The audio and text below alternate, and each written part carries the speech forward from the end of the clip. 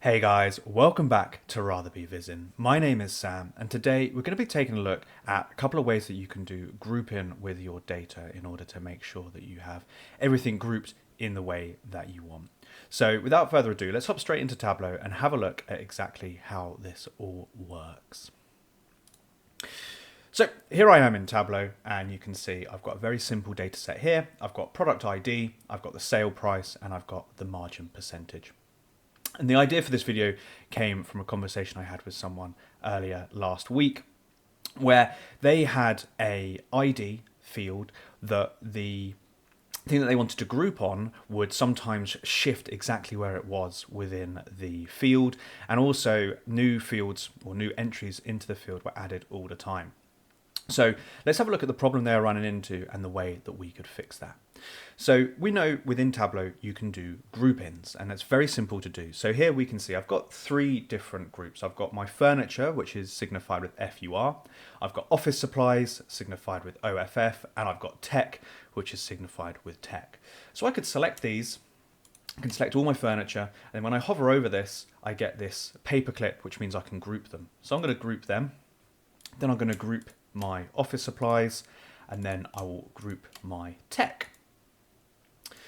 And I'm going to come into my newly created field, my product ID group. I'm going to edit the group, and in here I can say, right, this is my furniture, this is my office supplies, and this is my tech. And if I close that, you can see I've now got my furniture, my office supplies, and my technology. Now what I want to do here is I just want to change my margin to be an average, so it's not summing up across, so I can see what my average margin on these products are. I might want to do that on my sale price as well. Now this is all well and good, and this is absolutely fine as long as your fields or what is within your fields don't change. So let me refresh my data and show you what would happen if new entries into that field were created. So let's refresh this data source, and you can see I've had some new entries within there, and so all my groupings have been thrown off. So I've still got my furniture, my office supplies, and my technology at the very bottom here, but because I've had new entries come in and I haven't grouped them previously, they're going to just come in like this. And this is the issue that someone I was working with was running into the other day. So how do we go about doing this? Well, firstly, what we could do in group, when we edit the group, we can see down the bottom here, there's this option for other. And if we tick that and click OK, we can see that everything else would fall into other. But that's not necessarily what we want, because we could see, if I turn that off, we could see that there were new entries for furniture and for office supplies. So ideally, we'd want them to drop into the already made groups. So the way around this, and especially if your identifier moves around the field, sometimes, I might end up with a 5-digit start here, is we can actually create a calculation that will group these for us. So if I just bring in my normal product ID, get rid of that group, let's have a look at what we would write for that calculation. So I'm going to come into create calculated field, and here I'm going to call this grouping calc. Okay, to start off with, we're going to do if, and we're going to say contains, and we'll bring in our product ID, and we'll say fur, then furniture. So this is saying if my product ID anywhere within it contains the letters FUR, then I want to group it as furniture. Then we're going to do an else if, and we're going to copy that down, and we can do that a few times.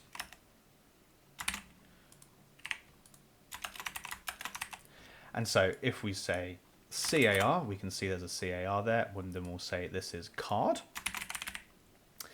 And if we have a tech, then we want to say technology.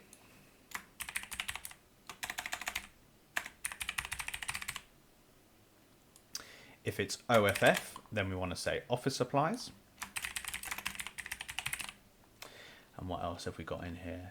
We've got paper. So if PAP, then I want to be paper. And then we will finish that off with an end, and then make sure that we've got else if at the end of each of our things here. So I was saying here, if my product ID contains FUR, then I want to classify it as furniture. If it's CAR, then card, tech, then technology, off, then office supplies, and PAP, then I want to say it's paper. I click OK on there, and I bring in my grouping calc and I get rid of my product ID. You can see we've now got all of them grouped as we want into the correct groupings. And now, if the data source updates and new products come through and they've got those identifiers within the product ID, they will fall into these groups. And that will continue to update as our data source updates. So by writing it as a calculation, it then means that it's more dynamic and it's going to update as you update that data source rather than using the grouping within Tableau, which is very static.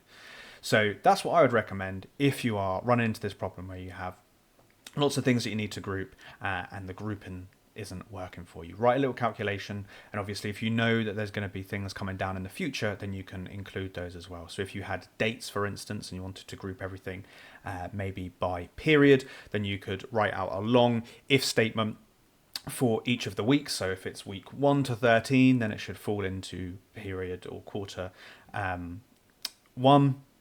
If it's 14 to 26 and so on and so forth. So that's how you can write a calculation to create some groupings. Hopefully you found that useful. If you did, please let me know in the comments down below. Like, comment, subscribe, all of that good stuff, and I'll catch you in the next video. Cheers for watching.